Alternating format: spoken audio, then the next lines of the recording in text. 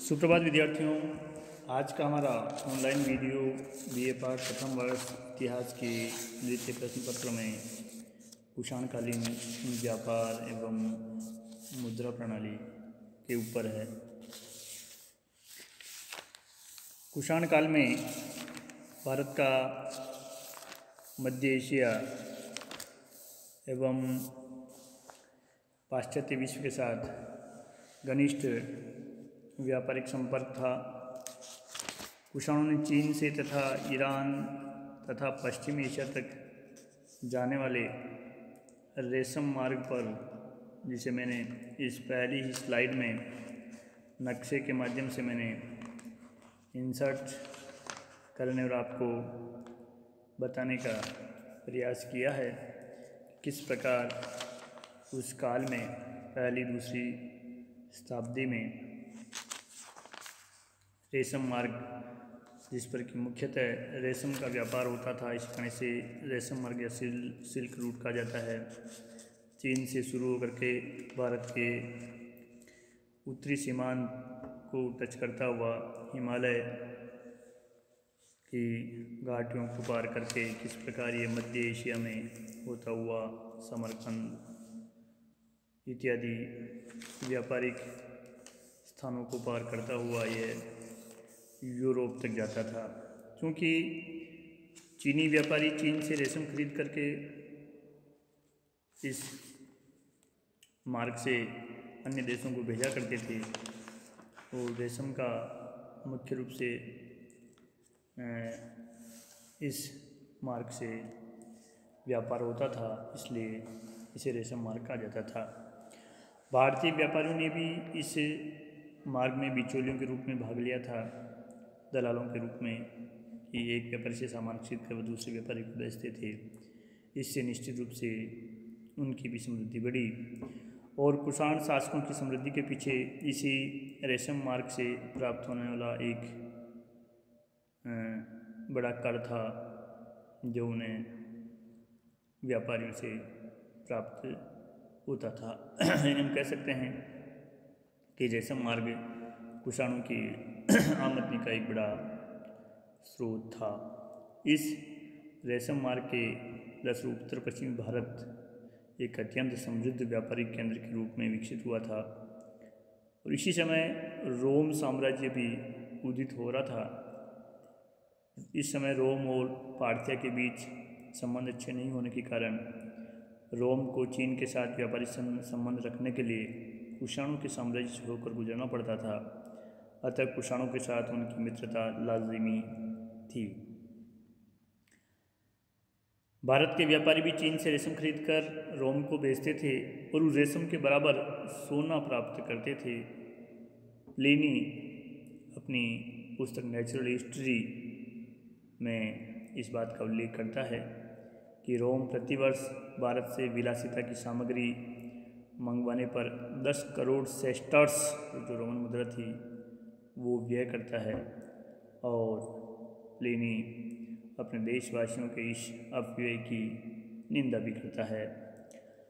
विलासिता की सामग्रियाँ प्राप्त करने के बदले भारत रोम से बड़ी मात्रा में स्वर्ण मुद्राएं प्राप्त करता था।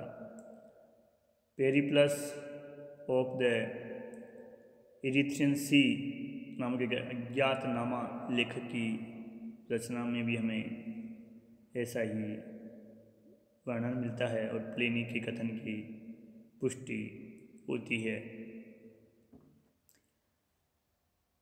भारत से रोम को निर्यातित होने वाली वस्तुओं में उस समय मसाले, जिनमें हम लौंग, काली मिर्च, दालचीनी इत्यादि को सम्मिलित करते हैं, मोती, मलमल, हाथीदांत की वस्तुएं, औषधियाँ, चंदन, इत्र एवं सजावटी वस्तुएं प्रमुख थी।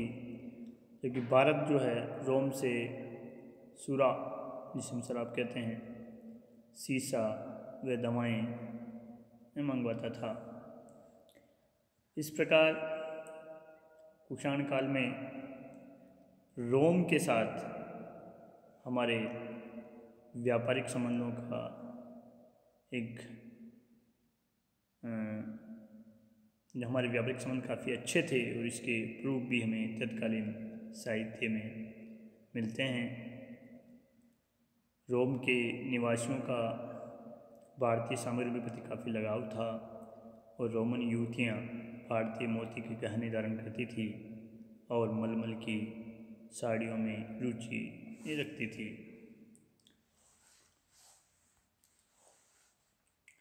इस प्रकार हम देखते हैं कि कुषाण काल में मध्य एशिया, चीन एवं अन्य पश्चिमी देशों के साथ भारत का व्यापार होता था और कुषाणों की समृद्धि का एक बड़ा स्रोत इस व्यापार वाणिज्य की उन्नति या समृद्धि थी।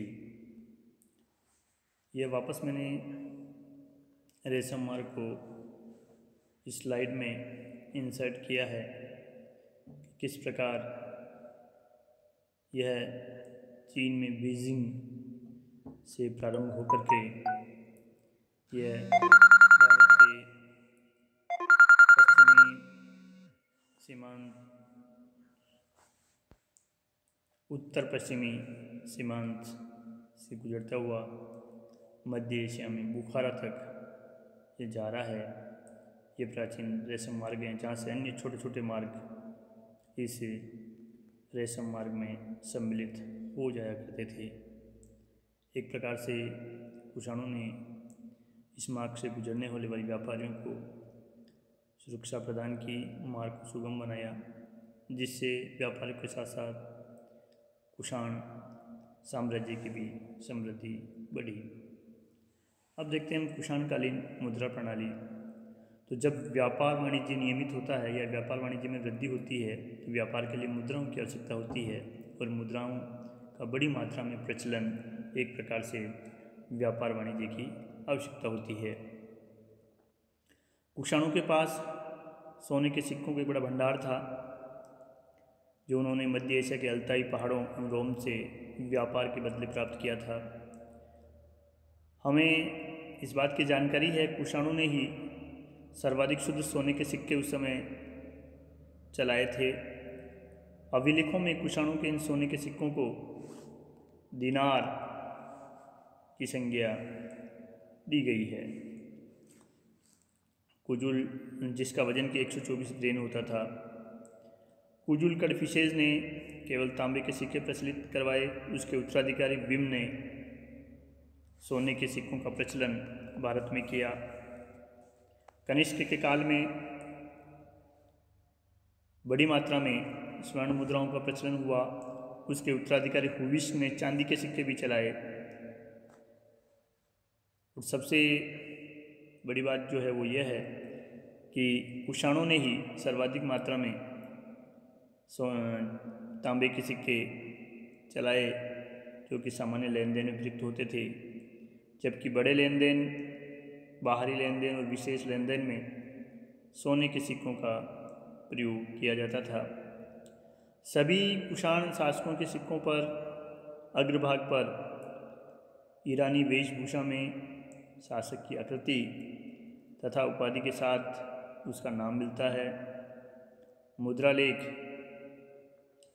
यूनानी भाषा में मिलता है एवं पृष्ठभाग पर विभिन्न देवी देवताओं की मूर्तियां भी हमें उत्कीर्ण मिलती है।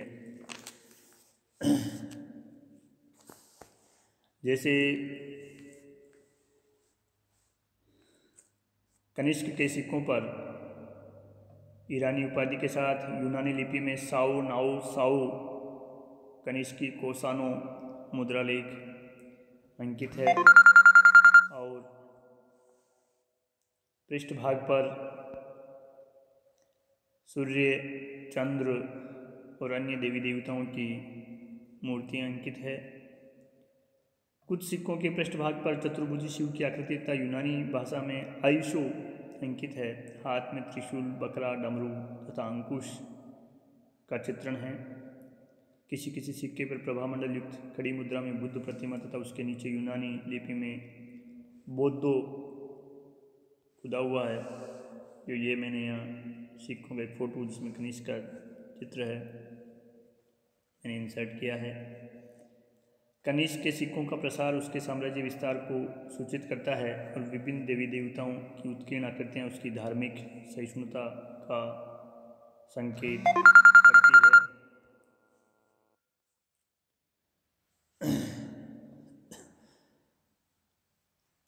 भारतीय देवताओं के अलावा कुषाण राजाओं के सिक्कों पर बुद्ध तथा शिव, विष्णु, महासेन, कुमार, विशाख, उमा इत्यादि का अंकन भी मिलता है और कनिष्क के सिक्कों पर यूनानी, ईरानी व भारतीय देवी देवताओं का अंकन है। स्वयं कनिष्क का अंकन भी उसके सोने के सिक्कों पर मिलता है, जो मैंने इस स्लाइड में इंसर्ट करने का प्रयास किया है, जिससे हम कनिष्क की स्वर्ण मुद्राएँ किस प्रकार की थी, उस पर लेख कैसे थे, इसको हम जान सकते हैं। तो एक प्रकार से कुषाण शुद्ध सोने के सिक्के इसलिए चला पाए या उन्होंने अधिक मात्रा में स्वर्ण सिक्के इसलिए प्रचलित करने में वो सक्षम हो सके क्योंकि उनके काल में व्यापार वाणिज्य काफ़ी उन्नत अवस्था में था, जिससे कर के रूप में उन्हें काफ़ी बड़ी धनराशि प्राप्त होती थी। और इस व्यापार वाणिज्य की प्रगति के पीछे रोम, मध्य एशिया, चीन और पाश्चात्य विश्व के साथ उनका व्यापार था। रेशम मार्ग तक कनिष्क का नियंत्रण होना, एक प्रकार से हमने देखा था कि कनिष्क का साम्राज्य एक अंतर्राष्ट्रीय साम्राज्य था, जिसमें यारकंद, खोतान, कासगढ़, समरकंद, बुखारा तक के प्रदेश भारतीय साम्राज्य में सम्मिलित थे, जिससे उसे रेशम मार्ग पर नियंत्रण रखने में एक प्रकार से सुविधा प्राप्त हुई। यानी हम ये कहें, चीन या मध्य एशिया के देशों से पाश्चात्य विश्व को जो व्यापार होता था उसे कुषाण साम्राज्य से गुजरना ही पड़ता था। इस कारण व्यापार वाणिज्य ने उस समय गति पकड़ी और व्यापार वाणिज्य की नियमितता और समृद्धि ने सिक्कों के प्रचलन को बढ़ावा दिया। इसलिए इस काल में हमें काफ़ी मात्रा में सिक्कों के प्रचलन के प्रमाण मिलते हैं। न केवल तांबे के सिक्के इस काल में सामान्य लेन देन में प्रयुक्त होते थे और बड़ी मात्रा में टंकित करवाए गए, वरन सोने के सिक्के भी हमें इस काल में जिन पर की विभिन्न देवी देवताओं की मूर्तियाँ, यूनानी और ईरानी लिपि में मुद्रा लेख, ये सारा ये सूचित करने के लिए काफ़ी है कि कनिष्क जो है न केवल एक धर्म सहिष्णु शासक था, वरन उसके साम्राज्य में यूनानी और ईरानी नागरिक या इस यूनानी और ईरानी व्यापारी भी काफ़ी मात्रा में आते जाते थे, जिसका प्रभाव उसके सिक्कों पर हमें दिखाई देता है। उसके उत्तराधिकारी हुविस्क ने एक प्रकार से चांदी के सिक्के भी चलाए थे। ये था हमारा आज का टॉपिक है, कुषाणकालीन व्यापार एवं मुद्रा प्रणाली। आप इस वीडियो को देखिए, सब्सक्राइब करिए ताकि आपकी ऑनलाइन उपस्थिति इस वीडियो को माध्यम से अंकित की जा सके। निश्चित रूप से ये वीडियो और मेरे द्वारा भेजे जा रहे PDF नोट्स आपके लिए परीक्षा के दृष्टिकोण से आपके नॉलेज को बढ़ाने में, कंपटीशन एग्जाम के लिए भी आपके लिए उपयोगी सिद्ध होंगे, ऐसा मेरा विश्वास है। धन्यवाद।